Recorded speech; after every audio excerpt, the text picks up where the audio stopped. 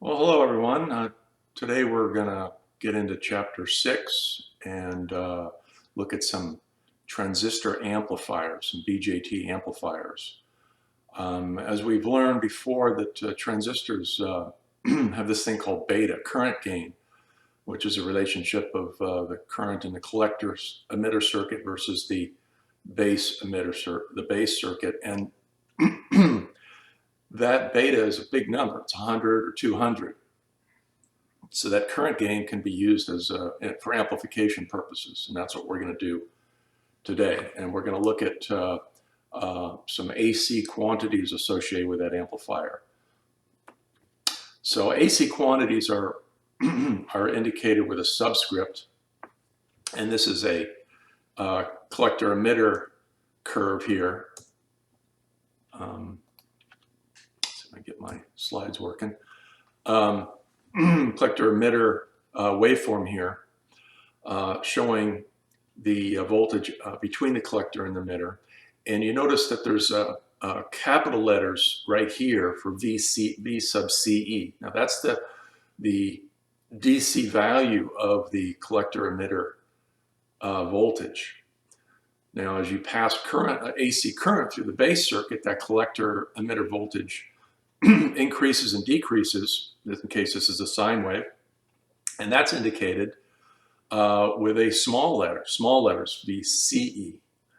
And normally we express the waveforms or the voltages in RMS, root mean square, which is 0.707 times the peak voltage. Not peak to peak, but the peak voltage, right? And you probably remember that from previous classes. That's different than the average. The average is a little lower. Okay, but when you communicate with somebody, another technician or engineer, whatever, you need to be very specific, because you notice all of these values have the same nomenclature, but they're all different. This is the peak-to-peak AC waveform over here on the right. This is the peak AC waveform next to it.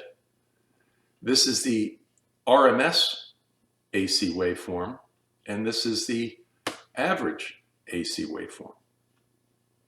So you have to be really specific when you communicate and say, hey, I'm talking about the RMS AC waveform, or I'm talking about the peak-to-peak AC waveform.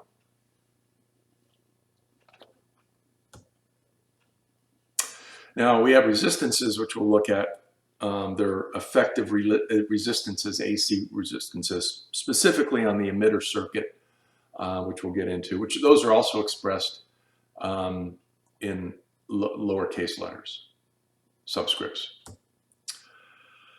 Okay, so here's a common emitter amplifier circuit. It's almost complete. We'll finish it in a minute here, but you can build this, and you notice that we have a AC waveform imposed on the base, and that produces an AC waveform on the collector circuit, on the collector output. The Q stands for quiescent, so VBQ. Now that's the DC voltage. That's what the base sits at, and that is determined by this voltage divider bias, which we looked at last time. So that sits at a specific DC voltage. At that DC voltage, an AC voltage is imposed on it, this sine wave here from our source, through the capacitor. So it's AC coupled. The same way, the output collector circuit is AC coupled through a capacitor to a load resistor. This is very common. Very, very common setup. We also have an emitter resistor and a collector resistor. We'll get into how important the emitter resistor here is momentarily. Oh yeah, one more thing. Notice that as the AC waveform on the base increases, the AC waveform on the collector decreases the voltage. Okay? Now, as the waveform on the base increases, the collector current increases, as you would expect, but not the voltage. As this collector current increases, the voltage drop across the collector resistor increases, therefore causing a reduction in voltage at this point, right at the collector. That voltage is VCC minus ICRC, minus the collector current times this resistance, the collector resistor. That's what results in that voltage. So again, with a common emitter amplifier, you have an inversion between the voltage on the collector and the voltage on the base. It's very important. Here's the load line curves. Once again, we looked at this last time. This is a great display of how a transistor amplifier works. You have the base current increasing and decreasing right here as a sine wave as you climb up and down the load line. As you increase the base current, the collector emitter voltage drops. Okay, it's inverted. Okay, and ICQ, IC, the collector current increases. So up goes base current, up goes collector current, down goes collector voltage. Great curve here. Study this carefully. This kind of explains the whole thing. If there's anything you don't understand about this, please post a question and discussion. Super important curve. This pretty much tells the whole story. So this says the AC load line is different because the capacitor looks like an open to DC, but a short to AC, of course. Okay. So this causes, and we'll look at this in the schematic form in a minute, collector resistor appears to be in parallel with the load resistor, and that we'll see in a minute. 5 resistance parameters, and we really only study the one R sub E, R prime E in this treatment here, but the AC emitter resistance, that's what this R prime E is here. It's kind of like an effective resistance that is resultant from AC voltages, currents going through the base emitter junction. And fortunately, the electronics gods have been kind to us and presented us with a very simple equation right here. R prime sub E equals 25 millivolts divided by the emitter current. So it's a simple calculation to get that value. Now this is a model of a common emitter of an NPN transistor. That's what this is, a current source, beta AC times IB, right? That's going to be your collector current. And then we have our emitter resistance here. Remember, you got 0.7 volts between the base and emitter. And this emitter resistance tries to give an explanation for that, if you will, although it's just a silicon voltage drop. And this is a nice schematic symbol which has of the PNP transistor with the emitter resistor put right in there. And we'll do some examples here in a moment. Okay, so here's a common emitter amplifier again, but notice that we've added this capacitor here. All right, why is that there? I figured you'd be asking that. Okay, we didn't have that in the previous schematic. Well, the reason that's there is for a few reasons, a couple of reasons at least, okay? We know what these capacitors are for. These capacitors are so there's an AC coupling between the input and the output. This bias, base bias, is going to sit at a certain voltage. Again, we'll do an example in a moment. Right, you have to bias the transistor into its linear region right in the middle of the load line.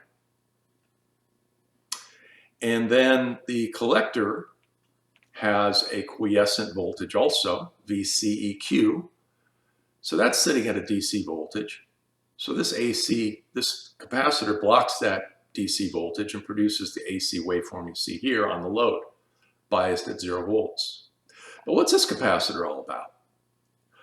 Well, one of the main things that capacitor, there's two things it does. First of all, what does a capacitor do with AC signals?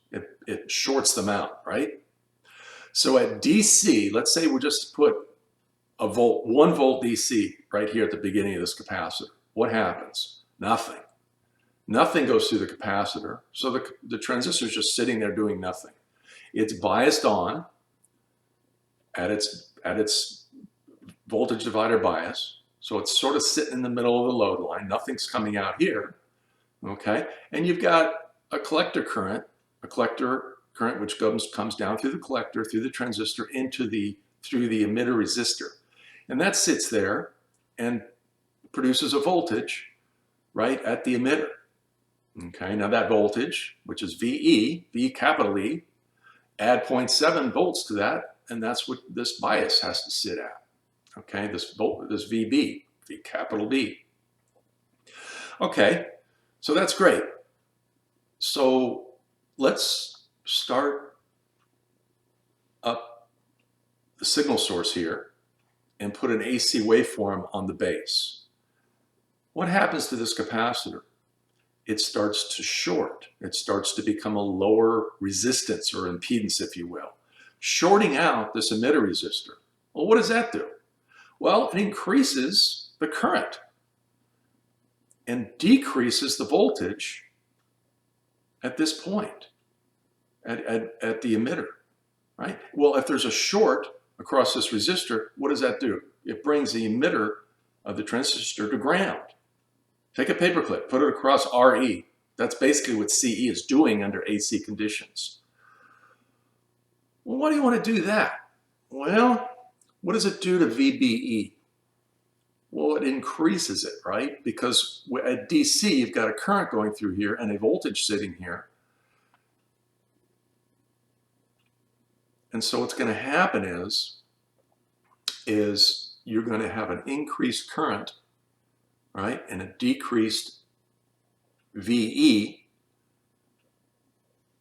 which increases the gain of the amplifier under AC conditions. Okay, so basically what you're doing is making this amplifier work better under AC conditions. Under DC, it's going to cool its jets. Under AC conditions, it's going to up the gain. Now, why do you want to do that? Well, there's this thing called thermal runaway. Thermal runaway on a transistor. And as a transistor heats up, okay, its gain increases. What happens is basically its VBE drops a little bit. And its gain starts to go up. Its beta increases. Well, what happens? Beta increases as it heats up. Okay, as beta increases, you get more collector current. As you get more collector current, it heats up a little bit more. As it heats up a little bit more, the gain goes up. As the gain goes up, the collector current goes up. As the collector current goes up, it heats up a little bit. You get the idea. Thermal runaway, boom, right? Well, with this emitter resistor here, oh, and pretty soon the thing just melts. It doesn't melt, but I mean, it goes bad, okay? Well, this emitter resistor here, what happens is it limits that current. As the current increases, that emitter voltage increases. As the emitter current, collector emitter current increases, that emitter voltage goes up, and it reduces and compensates for that base emitter voltage that is changing and causing the transistor to go into thermal runaway, increase its gain and go into thermal runaway. Basically, the higher current comes through here, through the emitter resistor limits that current. Only under DC conditions. Under AC conditions, it's okay. Let her rip because the transistor's turning on and off and on and off.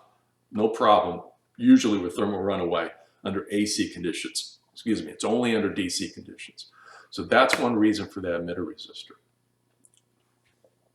You can, so here's a little example here. We have some real values here, 68K, 27K, a couple of capacitors for coupling, a big emitter capacitor, 100 microfarad, and a 2.2K for the emitter resistor. So the bias voltage, the base voltage, simple voltage divider, 27K divided by 68 plus 27K times 15 volts, we get 4.26 volts sitting right here. What's the emitter voltage? Well, it's 0.7 volts less than that, right? That's 3.56 volts. So now we can calculate our emitter current. 3.56 divided by that 2.2K. Remember, these are all capital letters. This is just DC. And we end up with 1.62 milliamps.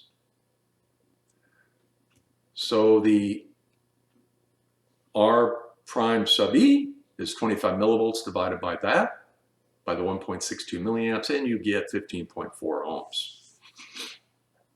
So that 15.4 ohms, that effective emitter resistance, that ends up in parallel with 68K and 27K to produce the input resistance or input impedance of the transistor, which we'll see in a moment. It's this 15.4 ohms scaled by the beta of the transistor, which we'll see. AC resistance of collector current is basically this collector resistor in parallel with a load. Current has to go through both of them, so that's why you get the this AC resistance. So V out over V in, it's a rule of thumb, which is being presented here without saying that, but it is. The voltage gain of a common emitter transistor circuit, such as this one, is obviously V out over V in, that's the voltage gain. And it can also be expressed as the collector resistor divided by the effective emitter AC emitter resistance. Okay. And that is the collector resistor in parallel with a load resistor divided by the AC emitter resistance. And for this circuit, this is a parallel symbol. It looks like a square here in this slide, but it's supposed to be a couple slashes like this. We end up with 127 as the voltage gain. Pretty good. All right, so you put a volt in here, you get 127 volts out. No, I don't think so. You can't, because you get 15. So better not put a volt in here. What'll happen? What's going to happen if you put a one volt AC waveform here? You're going to saturate the transistor, right? You're going to run out of headroom. So you got to keep this below, well, whatever 15 divided by 127 is, at least, probably less than that. Gain will be a little lower if the input loading effect is accounted for. So yeah, it's going to be a little lower if you take this into effect. If you take the input bias into effect. Okay, this is called a swamping resistor. We've added a little resistor here. All right, and that improves your gain stability. And this is what we're talking about in terms of a thermal runaway. They keep a little bit more DC resistance in here to compensate for that. So that's what that is. What's the gain with the addition of the swamping resistor? Parallel, again, this is this AC collector resistance, which is the RC in parallel with RL. We just add that swamping resistor to the AC emitter resistance, you end up with 38.2. So we drop from 127 to 38.2. Still pretty good. It's practical. Okay, you can do good things with 38, a gain of 38. What if you need more? Well, put another stage of amplification on here. Transistors are cheap. We'll do that in a minute. And you can check all this with multi-sim. I think there's a lab that you're going to do. Okay, a little more common emitter stuff here. Okay, so yeah, the total input resistance of the circuit is going to be all these resistors. It's going to be R1 in parallel with R2 in parallel with beta AC times these emitter resistors. All right, and the effective emitter resistance plus RE1. So we can calculate that, I think, for beta is 200. 68K, 27K, 200 times 15.4 plus 33 ohms. This 15.4 is what we calculated previously for this circuit. Now there is a small change in this 15.4 when you add that swamping resistor. Very small though, this 33 ohms is not much compared to that 2.2. Okay, so we end up with 6.54K. So here we are. We have an input resistance of 6.45K in this circuit. So that's what's presented to the source. That may or may not be compatible with your source. You might need something a little higher than that. For example, if it's a high impedance microphone that you're connected to this, it may not have enough to drive that 6.45K ohms. That's pretty low resistance. And when we get into field effect transistors next week or 2 weeks or 3 weeks from now, I think it's 2 weeks from now, or maybe it's next week, field effect transistors, we'll see that the input impedance of field effect transistors is much higher than the BJTs, and so they're often used for situations that need a high input impedance. Now, this is not necessarily a very stiff voltage divider, the 68K and 27K. Remember, stiff voltage divider is something that you put a bias on here, that you could ignore the base current. We've been pretty much doing that up to this point for this lecture, but we could actually, using the treatment from the last lecture, incorporate that. But what if you do put a stiff voltage divider on there? Okay. Oops. I think there's a missing slide. Oh, I think that's the next amplifier. We'll look at that for a common collector amplifier. Yeah, okay. So this is not a stiff voltage divider, but and this is a common emitter amplifier, and so we'll just leave it at that. But we're going to go on to a common collector amplifier. Notice the common emitter. I'll go back here. Common emitter amplifier has the emitter sitting at ground. It's AC ground. So this is where our ground circuit is on the emitter. For the common collector amplifier, the output is taken from the emitter. Okay, it's also called an emitter follower. Now, why does it have a voltage gain of approximately 1? Well, check it out. Here is the base voltage. That's the input voltage. Here's the output voltage coming from the emitter. What's the relationship between the voltage on the base and the voltage on the emitter? About 0.7 volts difference, right? So if you put 10 volts here, what are you going to get there? 9.3 volts. So that's about 1, okay? 9.3 divided by 10, yeah, it's about 1, okay? So we usually say that an emitter follower or a common collector amplifier, however you want to call it, has a voltage gain of about 1. Why would you want to do that? Why would you want to have an amplifier that has a voltage gain of 1? Or actually, this is a little less than 1. Doesn't seem like it does very much, right? Well, what happens is you have a small base current. You've turned that into a big collector emitter current. So it's a current amplifier, not a voltage amplifier, but a current amplifier. So this is for situations where you don't need a lot of voltage gain, but you need some current gain. For example, microprocessor might be feeding this from one of its parallel port pins, all right? So you're getting maybe a milliamp out of that thing, right? What if you need to drive a relay or an LED or some kind of a high current source, like a speaker or something? Well, you can use an emitter follower to boost that by, well, let's say a beta of 100. Now you have 100 milliamps out here. About the same voltage, but you have a lot more current. And that's what these are used for. So here's some calculations. Power gain, that's basically what I'm talking about, is the power gain is the output current, output power versus the input power, and that's V squared over R and V squared over R. So V squared of the load divided by the load resistor divided by V in squared divided by R in total. What's R in total? Well, it's going to be these two resistors. And then this emitter resistor scaled by the beta. So I think we have an example here. Put some values in. We're assuming AV is 1, beta AC is 200, and we're going to just say R prime E is 2 ohms.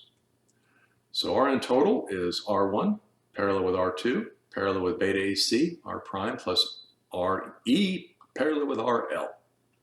That's these two resistors. In AC conditions, this is shorted out. This C2 is shorted out, so these two resistors are in parallel. And we end up, when you do that calculation, 24.9K for the total resistance. RL is 1K. So the power gain is 24.9K divided by 1K, which is 24.9. Pretty good power gain.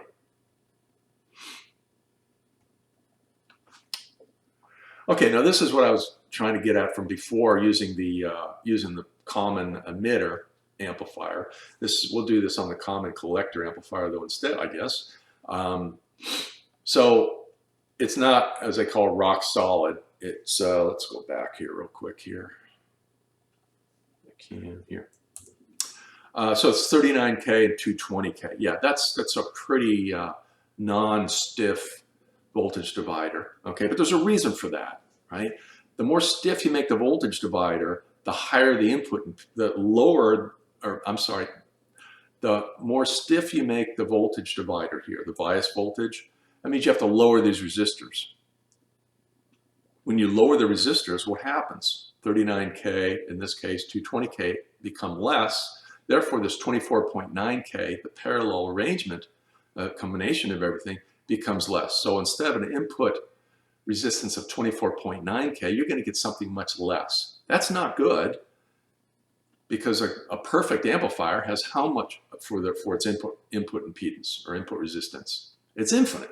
It'd be great if you can hook a microphone up to this and it doesn't even know it's connected, right? So the higher this number is, this input resistance, the lousier an amplifier it is. So let's try that. Let's replace those two resistors with a couple of 10K resistors and see what happens here. That's a pretty stiff voltage divider, but let's see what happens. So now we got 10K and 10K, 200, all these are the same. Actually, this went up a little bit. So and it went to, instead of like 24K, now it's 4.96K. So that's significantly lower in input impedance or input resistance. And with a load of 10K, what do you get for your power gain? Uh-oh, you've lost power. So basically, you're presenting your source with too low of an input impedance here, or input resistance. Got to be careful of that. Okay, now let's look at some other transistor. Oops, uh-oh, that was not good. There we go. Okay, so let's look at some other. Okay, bump my keyboard there.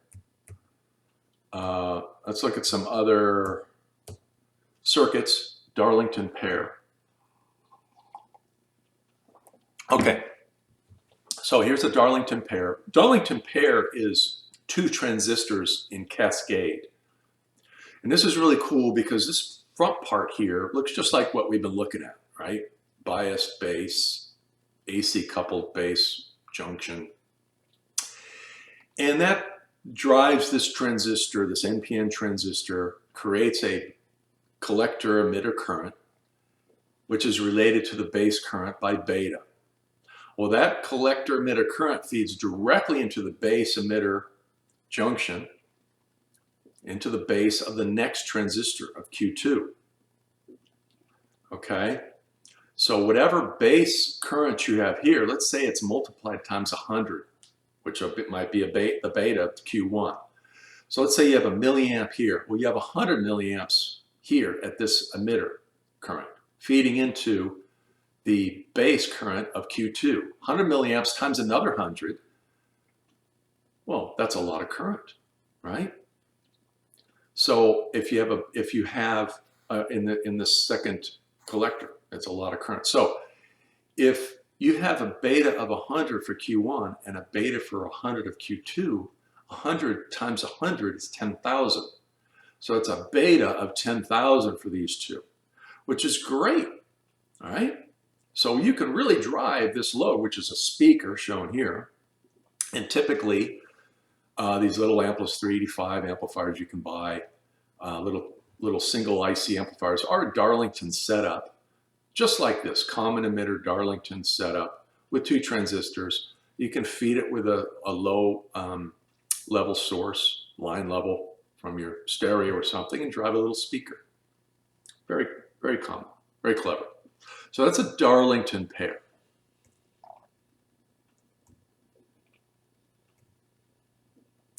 Now here's one, a different one is another high beta pair is called Cyclay pair, complementary Darlington, but they use as a NPN and a PNP. So here's a PNP at the front, and then an NPN on the back. What's the advantage? Well, let's take a look at the Darlington real quick. What's the voltage here? Voltage is 0.7, 0.7. You got 1.4 volts here, at least, more than that probably. All right, so you're kind of losing some efficiency because you've got to keep that 1.4 volts if these are conducting across these 2 junctions. With the Cyclay, you only have 1, you only have 0.7. All right, so it's a little bit more efficient. Honestly, both of them are used. I've seen both of them used pretty commonly because a lot of times this 1.4 volts doesn't make any difference. It's AC coupled anyway. Okay, you're dealing with a fairly high voltage here at VCC, so it becomes less significant. But this is used also. Cyclay, kind of funny, huh? What's the relationship IE2 and beta 1? Well, it's the 2 betas multiplied together. IC1 is beta DC1 and IB1 is equal to IB2. Yep. And IE2 is beta DC times IC1, which we kind of very similar to the Darlington. And that is exactly the same as the Darlington. Beta DC1 times beta DC2 times IB1. The other difference between the Cyclay and the Darlington is that the base current on this first transistor is going the opposite way. All right. All right, now there's a common base amplifier, which I don't see this very often, but you can make these, and it doesn't invert the signal like the common emitter. But what you're doing here is you have a base emitter junction, a base bias, again, it's voltage divider bias, which has a capacitor sitting here just to keep this base sitting at around AC 0, okay, AC 0 volts. We have the emitter circuit being driven capacitively coupled. That's where the input is imposed on the emitter circuit. Now that obviously affects the base through the base emitter junction, 0.7 volts. So any AC waveform that happens on the emitter also happens on the base by split, of course, with 0.7 volts increase. So if you have an AC waveform here that's sitting at a certain voltage, this spot here is going to be at 0.7 volts difference. Let's see, purpose of CE2, yeah, that's to keep the base at AC ground. Okay, this is what I was talking about earlier. If you want more gain, go ahead and add another amplifier. Okay, so here we have a 2-stage direct coupled amplifier. You can make this and it would work great. You can build this in multi-sim or on a breadboard. 3904, very common NPN transistor. 3906, very common PNP transistor. This is a common emitter setup. Here's your swamping resistor. We have another boost here. Okay, another boost using a PNP transistor and capacitively coupled output into the load. Okay, we'll get into differential circuits here either later on, but I'll introduce them right now. Differential mode circuits have 2 inputs and 2 outputs. Okay, and so this has 2 transistors side by side, somewhere in parallel. Okay, we have 2 voltage 2 voltage power supplies, a positive voltage and a negative voltage, maybe plus and minus 15 volts. And each base of the transistor, this is obviously very simplified, but each base of the transistor is driven with an AC waveform that are out of phase from one another. So as VN1 goes up, VN2 goes down. Okay, they meet in the middle at 0 and then they keep going. VN1 goes down and VN2 goes up. That produces outputs that are also out of phase. VN1 goes up, Vout1 goes down, VN2 goes down, Vout2 goes up. So you've got 2 waveforms on the input and 2 waveforms on the output. Both of them, all of them are out of phase from one another. Okay. Now, if you do something called drive them with common mode inputs meaning that they're in phase. Notice that VN1, in this slide, VN1 goes up, VN2 goes up. They're both in phase. Well, what happens is now both of the outputs are in phase also. This is great because what happens is the receiving device out of this only cares about the difference between the 2 inputs. All right, it only cares about the difference between the 2 outputs, or what's being fed to its inputs.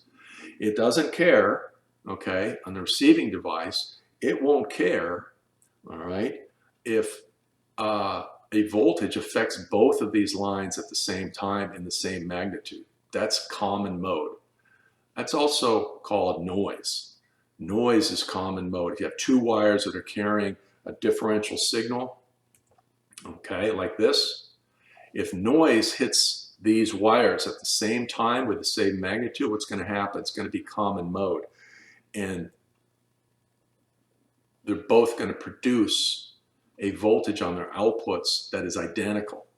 And the device that is sitting receiving this isn't going to care about that, because all it cares about is the difference between the 2 inputs. We'll talk about this more later, but that's called differential mode transmission.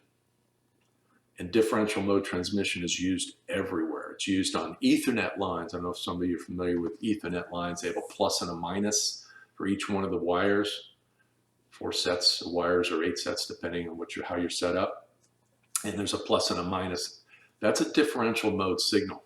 And it's designed to reject noise, because the receiving device, which is a transformer, only cares about the difference between those 2 signals, not if there's something the same, which happens at the same time. It won't matter. They don't care. And that's noise affects them both at the same time, the same way, the same magnitude, so it's wiped out. Microphone wires or microphone cables, exactly the same thing. On-stage microphones got a plus and a minus. That's what that's for. It's for noise elimination. Okay, a couple of terms. Our parameter set of parameters include alpha AC, beta AC, R prime E, R prime B, and R prime C. We didn't go over these. We don't discuss these a whole lot. Common emitter. Just the most common setup for amplifiers, for voltage amplifiers. For current amplifiers, it's going to be common collector. AC ground. AC ground. If you have a capacitor going to ground anywhere, the other side of the capacitor is going to be AC ground. And input resistance is the combination of all the resistances on the input of the amplifier. The bias resistors, the effective AC emitter resistor, the swamping resistor, scaled by beta. Okay? All right, well, that's it for today. If you have any questions, please post them in the discussion area. Have a good week, everybody.